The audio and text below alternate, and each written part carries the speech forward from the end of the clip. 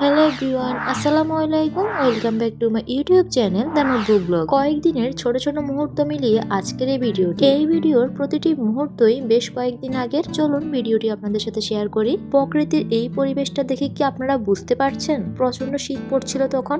এই সময়টা maybe December অথবা নভেম্বরের দিকে হবে। সেদিন দু রকমের মাছ কিনে আনা হয়েছিল সকালবেলা। কিনে আনার পরে মাছগুলোকে পরিমাণ মতো স্লাইস করে এরপর পরিষ্কার করে ধুয়ে আম্মু এগুলোকে ডিপ ফ্রিজে সংরক্ষণ করে রেখেছে। আর কিছু মাছ রান্না করে নিয়েছে। মাছগুলো ছিল খুব তাজা। আর রান্না করার পরে মাছগুলো খেতেও খুব মজা লেগেছে। এর কিছুদিন পরে গ্রাম থেকে টাটকা শাকসবজি কিনে পাঠিয়েছে আব্বু। টাটকা শাক আর লাউ পাঠানো হয়েছিল। আসলে গ্রামের শাকসবজিতে কোনো ভেজাল থাকে না। আর গ্রামের এই তাজা শাকসবজি যখন আপনি রান্না করে খাবেন তখন আপনি এর স্বাদের পার্থক্যটা বুঝতে পারবেন। সেদিন তাজা এই শাকসবজির সাথে আরো কিছু প্রয়োজনীয় জিনিস পাঠানো হয়েছিল। চলুন সেগুলো আপনাদের সাথে শেয়ার করি। এখানে কি কি ছিল দেখুন। এখানে ছিল 2 রকমের সাবান, রাঁধুনি মরিচের গুঁড়া ছিল, আর ছিল ডানো পাউডার মিল্ক। এছাড়া আরো ছিল প্রাণ গুঁড়া মশলা, আর ছিল চিনি এবং ছিল চিনি গুঁড়া চাল। এরপর বেশ কয়েকদিন পরে বাজার থেকে নদীর মাছ কিনে আনা হয়েছিল। মাছগুলো বেশ বড় ছিল। মাছগুলো বাজার থেকে কিনে আনার সময় বাজার থেকে মাছগুলোকে পরিমাণ মতো স্লাইস করে কেটে আনা হয়েছিল। আমাদের বাসায় বেশিরভাগ সময় যখন মাছ আনা হয় তখন আম্মু নিজের হাতেই মাছটা কেটে নেয়। যখন আম্মু একটু বিজি থাকে তখন মাছগুলোকে বাইরে থেকে কেটে আনা হয়।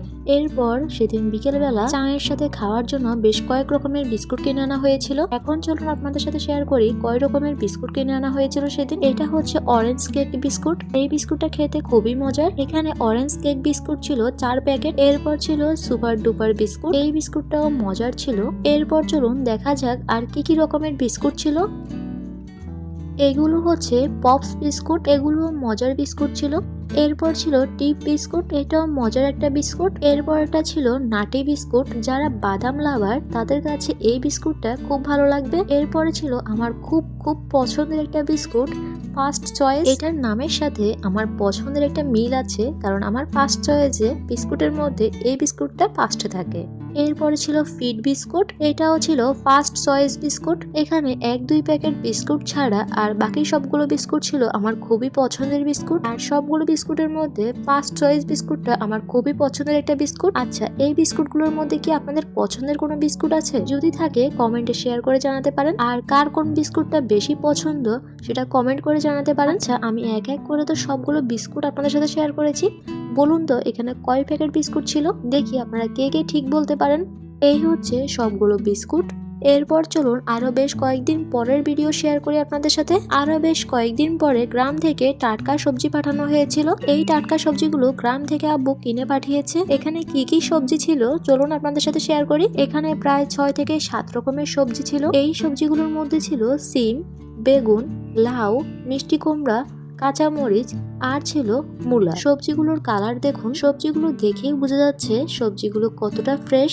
এই ছিল সেদিনের গ্রাম থেকে পাঠানো সবজি বাজার। এরপর চলুন আপনাদের সাথে আরো বেশ কয়েকদিন পরের মাছের বাজার শেয়ার করি। এই ছিল আরো বেশ কয়েকদিন পরের মাছের বাজার। এই মাছটাও বাজার থেকে কিনে নেওয়ার পরে বাজার থেকে কেটে আনা হয়েছিল। আর মাছটাকে একটু বড় বড় স্লাইস করে কেটে আনা হয়েছিল। দেখুন মাছের স্লাইস গুলো কত বড় করে কেটে আনা হয়েছে। আসলে মাছটা বড় বড় স্লাইস করে কাটার কারণ হচ্ছে এই বড় মাছগুলো মেহমান আপ্যায়নের জন্য কেটে আনা হয়েছিল। আর মাছটা ছিল নদীর মাছ। এখন মাছগুলোকে পরিষ্কার করে ধুয়ে পরিমাণ মতো মাছ প্যাকেট করে ডিপ ফ্রিজে সংরক্ষণ করে রাখা হবে।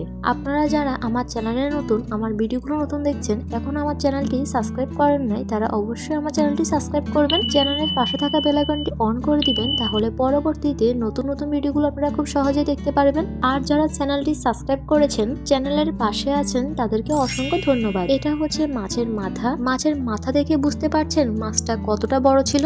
এই পর্যায়ে সবগুলো মাছকে পরিষ্কার করে ধুয়ে নেওয়া হয়েছে। এখন মাছগুলোকে পরিমাণ মতো প্যাকেট করে ডিপ ফ্রিজে সংরক্ষণ করে রাখা হবে। আজকের ভিডিও এই পর্যন্ত। সম্পূর্ণ ভিডিওটি দেখার জন্য সবাইকে অসংখ্য ধন্যবাদ। সবাই ভালো থাকবেন, সুস্থ থাকবেন। আল্লাহ হাফেজ।